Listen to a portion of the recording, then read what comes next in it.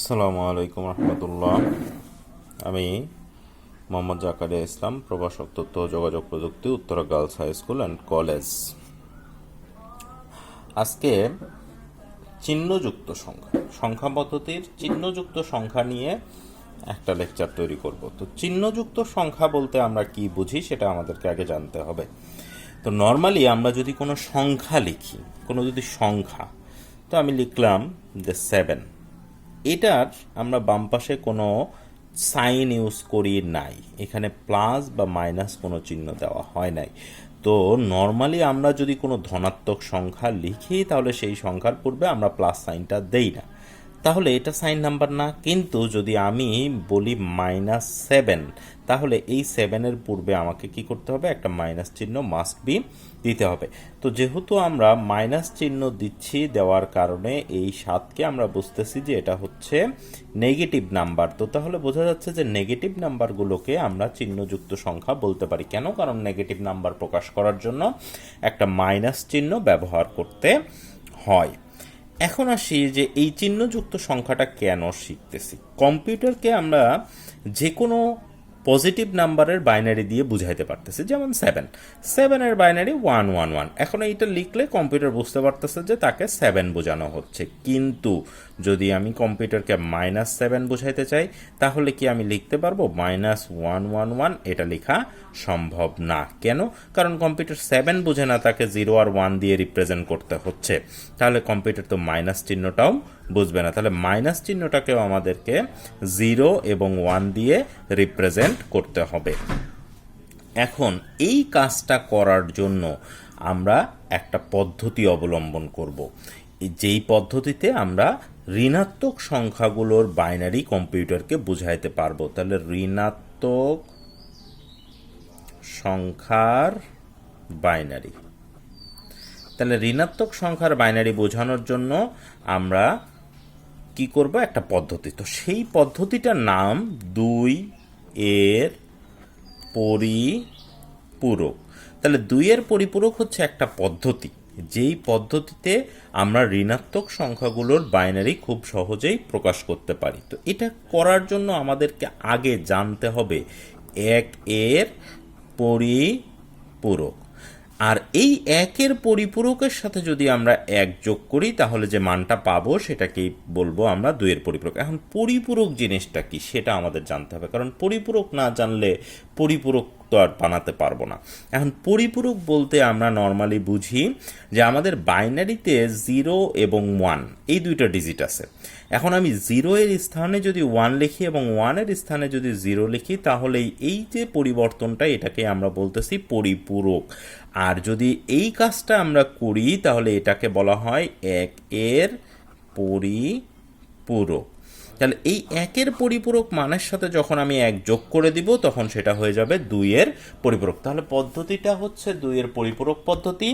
আর এটার জন্য আমরা পরিপূরক করব। পরিপূরক অর্থাৎ আমরা বুঝতে পারতেছি যে 0-কে 1 এবং 1-কে 0-তে প্রতিস্থাপন করাটাই হচ্ছে পরিপূরক। এখন আসি যে কোনো একটা সংখ্যা, সেই সংখ্যাটার আমরা নেগেটিভ ভ্যালুটা বাইনারিতে প্রকাশ করলে কি দাঁড়াতে পারে সেটা দেখলে বুঝতে পারবো। তো আমরা ধরে নিলাম যে একটা সংখ্যা -15।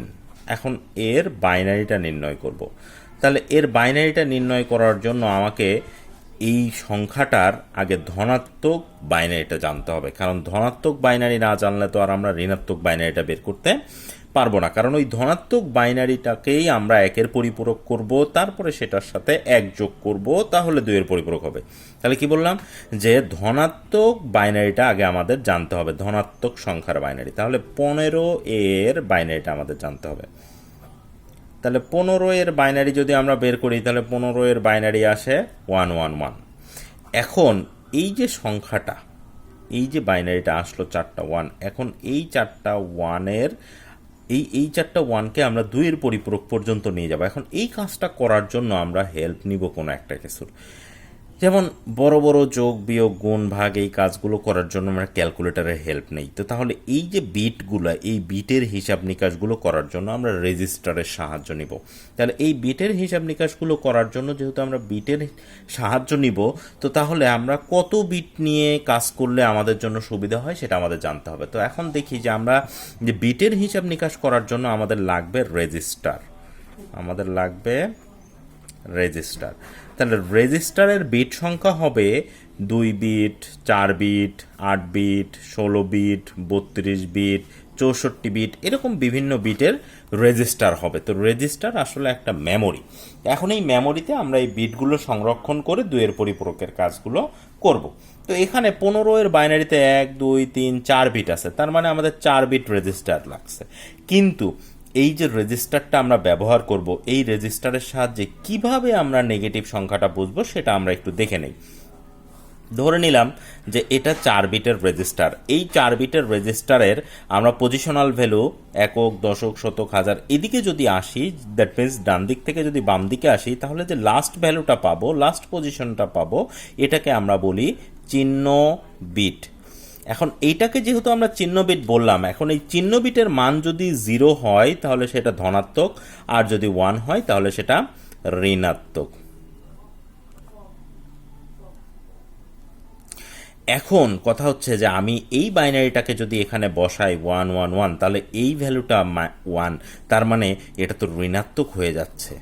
কিন্তু আমি তো পজিটিভ নাম্বারের বাইনারি বের করছি, এই জন্য আমাকে কি করতে হবে যে যতগুলো বিট আমরা ধনাত্মক সংখ্যার পাবো তার থেকে বেশি বিটের রেজিস্টারে নিতে হবে। এখন 4 বিটের থেকে বেশি বিটের রেজিস্টার কত? 8 বিট। তাহলে আমাকে মাস্ট বি এই সংখ্যাটাকে 8 বিটের রেজিস্টারে কনভার্ট করে নিতে হবে। তো তাহলে 8 বিটের রেজিস্টারে কনভার্ট করলে আমরা কি পাই দেখি। তাহলে 15 এর 8 বিট,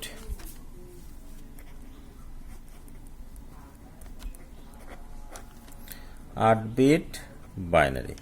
তাহলে আমাদের এখানে আছে 15 এর বাইনারি আছে 4 বিটে, 4টা 1, তাহলে আমাদের এখানে আরও 4টা 0 বাম পাশে প্রয়োজন হবে, 1 2 3 4, কারণ বামে 0 বসালে ভ্যালুর কোনো পরিবর্তন হয় না। এই যে 8 বিটের রেজিস্টার, এই বিটগুলো ফাঁকা ছিল তাই 0 বসে দিলাম। এখন লাস্ট বিটে 0 আছে, 1 2 3 4 5 6 7 8, এই 8 নাম্বার বিটে 0 যেহেতু আছে তার মানে এটা ধনাত্মক সংখ্যা। এখন আমরা এই 15 এর 1 এর পরিপূরক করব। তাহলে 1 এর পরিপূরক করলে 0গুলো সব 1 হয়ে যাবে আর 1গুলো সব 0 হয়ে যাবে। এখন এই মানটার সাথে যদি আমি 1 যোগ করে দিই তাহলে আমরা পেয়ে যাব 15 এর 2 এর পরিপূরক। তাহলে 0 প্লাস 1, 0 প্লাস 1, শুধু এই দুইটা লাইনের যোগ, 0 প্লাস 1 এ 1, হাতে কোনো কিছু নাই, তাহলে বাদ বাকি সবগুলো অ্যাজ ইউজুয়াল বসে যাবে।